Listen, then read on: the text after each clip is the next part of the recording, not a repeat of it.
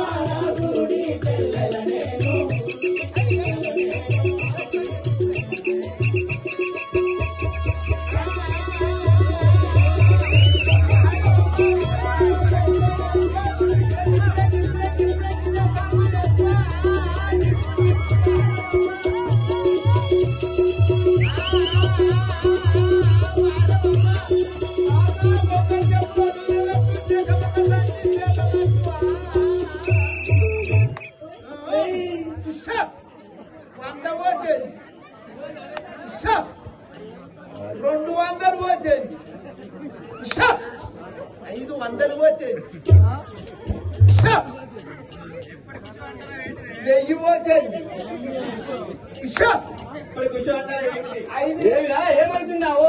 ఎవరు చూసి ఏమనుకుంటున్నావు? ఎవరు చూసి ఏమనుకున్నావు? ఏమంటున్నావు? ఓహో, నన్ను చూసి వెయ్యిపోతే 5,000 పోతే అవును.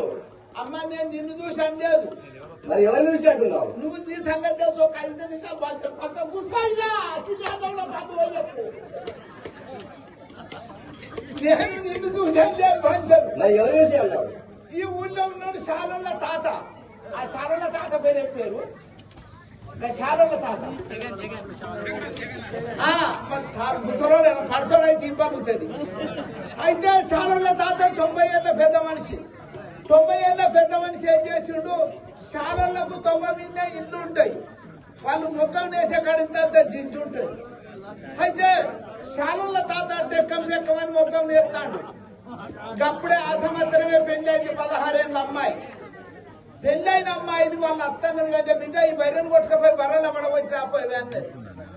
అన్న వల్ల ఈ అమ్మాయి బర్రెను కొట్టుకొని పోతాంటే ఈ 90 ఏళ్ళ పెద్ద మనిషి శాలుల తాత సపడిగా చూడద్దా? అమ్మాయి చూసి ఏమంటాడు? 100 పోతుంది అన్న పోలే ఈ పొల్ల భయపడ్డది. అరే భగవంత, ఎవరిని అంటాడా? వెనక ముందు ఎక్కడెవరు లేరు. మళ్ళా అటు బర్రెను పడవచ్చు ఇల్లు వస్తాంది. 200 పోతుంది అన్నాడు. పొల్ల భయపడుతుంది. మళ్ళా తెల్లారి బర్రెను కొట్టుకపోతాంది. 500 పోతుంది అన్నాడు. మళ్ళా తెల్లారి 5 రోజుల వరకు ఏమంటాడు? నేసే సీర పోతుంది అన్నాడు. పొల్ల భయపడ్డది. ఈ తాత 90 ఏళ్ళ పెద్ద మనిషి రోజునేమో అంగ పెంచుతాడు, రాంగ పెంచుతాడు. బైరను కొట్టుకపోకుండా మా అత్త వెళ్ళి పెడుతుంది.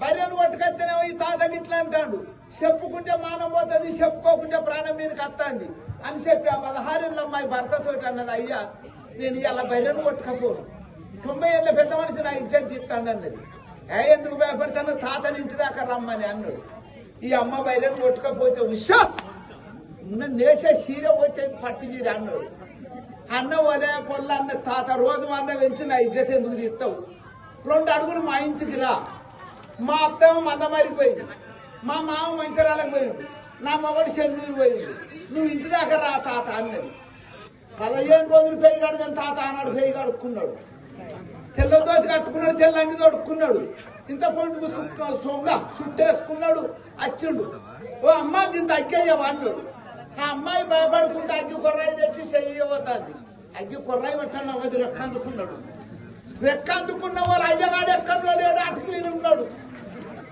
తునికి అందుకొని సంపితే దోతంతా ఖరాబ్ ఖరాబ్ చెడాబ్ చెడాబ్ అయితే నిన్ను కూడా ఇట్లా చేయమన్నావా మళ్ళా తెల్లారి ఆ మొక్క మీద కూర్చున్నాడు భర్యను కొట్టుకొని పోతాంది ఏమంటాడు ఉషో ఎవరి జోలి నాకెందుకు ఏది ఎక్కడ వచ్చేది అంటాడు నా తాత జోలి కాదు నీ జోలి కాదు అదే విధంగా చేయమన్నావా అమ్మా నీ యొక్క నామము నీ యొక్క పూర్వస్థితి నీ సవిస్తాను విన్నవించి ఆఖరి వరకు చేద్దాం ఎట్లయితుంది బాగా వచ్చేది చలి అమ్మా నా యొక్క నామము తెలుగు మనసున్నావా విన్నవించుము ఆ లంకాపురము పరిపాలించినట్టే అమ్మా ఆ రావణ బ్రహ్మ చెల్లెలను ఆ, నా యొక్క నామము సుగంధి అని వాడుతున్నారు నీ యొక్క నామము సుగాంధి అవునమ్మా అమ్మ మరి ఇప్పుడు ఎక్కడికి పోతున్నావు చలి అమ్మా నా కుమారుడైన జంబికాసూరుడు అవును. వాడు తపంపు చేయుచుండగా ఆ శ్రీరామ లక్ష్మణులు వారిని వధించినాడ ఓహో రామలక్ష్మణుడు నీ కుమారుడు వధించింది అవును ఆ, వారిని వధించడానికి వెళుతున్నాను ఓహో వారిని వధించిండు కాబట్టి నా ఆడదానికి గర్భవాసం మందు పుట్టిన కొడుకులన్న ఉండాలి లేకుంటే చేసుకున్న భర్తన్న ఉండాలి నా కుమారుడు మరణించిండు నా భర్త మరణమైపోయిండు నేను వాళ్ళని చేసుకోమని పోతానంటాను ఏమనుచున్నావు వాళ్ళ దగ్గర నాకెందుకు రాముడిని చేసుకోమని పోతానంటున్నావు కదా వాళ్ళ దగ్గర నాకు అద్దు నన్ను చేసుకో ఏమనుచున్నావు నువ్వేమనుచున్నావు నేను గదే అంటాన్నా ఇదెంత నీ బతికెంత అయ్యో రాముడినే చేసుకుంటావా రాముని చేసుకుంటూ కాదు వారిని సంహరించడానికి పోతున్నాను సరే